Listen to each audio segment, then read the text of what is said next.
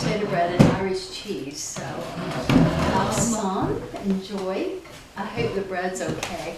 Did you make it? You made it. I did. feels I made warm. it. Did you just make it? Yeah, I made it this morning. Oh, cute. Yeah. Oh my gosh, what a treat. Yeah, well, we'll see if it's any good. I hope it's all right. Oh, I'm sure it's good. Mmm, Oh, that's lovely. yeah, it's delicious. All over Ireland, you're gonna eat soda bread. So today,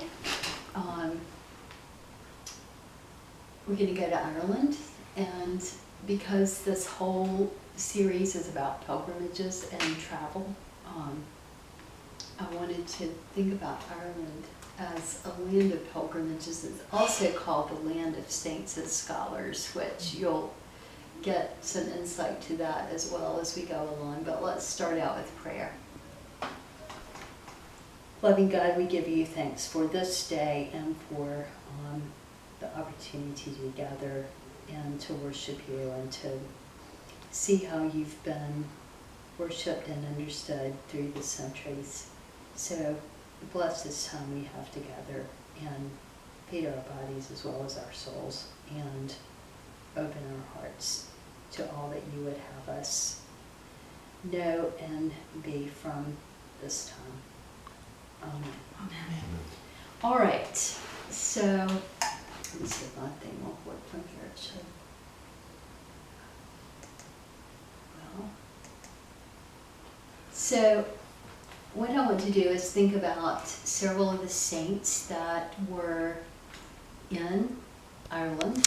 And St. Patrick is, of course, very familiar. And St. Patrick actually was born in England, was taken as a slave to Ireland, managed to escape, went back to England, but then heard voices, the people calling him back. So he went back to Ireland and brought Christianity there. Although it was already there, he grew it. So he's one of the earliest saints. The photo on the left is on the front of the St. Patrick's Cathedral in Dublin, and that's St. Patrick under the tree, I think. And then one of the famous stained glass artists in Ireland did this stained glass of St. Patrick, the one that's on the right. Of course, we know St. Patrick in worship with that hymn, the St. Patrick's breastplate, and so these words are his words. They're in some of the writing that we've got from him. We don't have a lot of his original writing, but St. Patrick's breastplate is one of those things we do have. And this is a rewording to fit our music, our hymn, of course. And it's not all of it, but I included the part about nature since we're in the season of creation. So why don't we read this responsively by sections. We'll start together. No, let's just read the whole thing together. I bind unto myself today the strong name of the Trinity. Come on. I Invocation have to get up of so the I can saints. see it. Oh, that's Sorry. right. That's okay. And I one and want three. contact. I bind unto myself today the virtues of the starlit heaven, the glorious sun's life-giving ray, the whiteness of the moon at even, the flashing of the lightning free, the whirling winds, tempestuous shocks, the stable earth, the deep salt sea, around the old eternal rocks.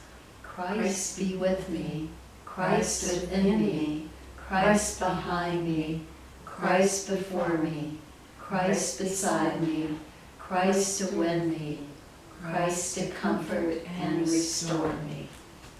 So you can hear that very circular, that idea of God embracing us in this, and that nature is a piece of that. So I really like that. I think that's a real gift from St. Patrick that we This is the mountain Croagh Patrick. It's the holiest mountain in Ireland, and people go there in July. 25,000 pilgrims climb it to honor St. Patrick. Some do it barefooted. Anyway, it's a big deal, and we didn't go there, but I wish we had. It was a little bit north of where we went. How high is it? How high is that? It's 4,400 feet, I think, something like that. Wow. I think that's right. It's pretty tall. St. Brendan the Navigator was after St. Patrick, and he's a very interesting saint in terms of pilgrimage. He wrote this prayer: "Help me to journey beyond the familiar and into the unknown. Give me the faith to leave old ways and to break fresh ground with you. Christ of the mysteries, I trust you to be stronger than each storm within me. I trust in the darkness and know that my times even now are in your hand." And that's familiar from one of our prayers. Our times are in your hand. "Turn my spirit to the music of heaven and somehow make my obedience count for you. Amen." It's beautiful. This boat, you'll find out more next. So, St. Brendan traveled all over the place spreading the word of God. He went from Ireland, he went to Scotland, Wales, and Brittany in the north of France. And then there's a 1,500-year-old tale, which that green does not show up on the PowerPoint, but the tale goes like this. When he was 93, he decided to embark on a journey. He had heard another saint say, "I've just come back from paradise," so he said, "I'm going to set out for paradise." So he constructed a boat, the traditional boat wood, covered it with skins to make it waterproof, made the sails, and he set off from the Dingle Peninsula, which is that beautiful painting we just saw is the mountains of the Dingle Peninsula. So he prayed for 40 days and decided he was going to do this. 40 days is a big number. So he took off across the ocean and finally landed at what the Irishmen thought was paradise, described as a lush land abounding in vegetation with fragrant flowers, abounding in fruit and colorful stones.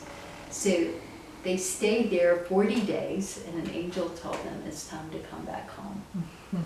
And it took him 7 years to get there. So 7 years to go there and back. I know, right? 40 and 7. So he came back and told everyone about it. Now, some people think he actually made it to America.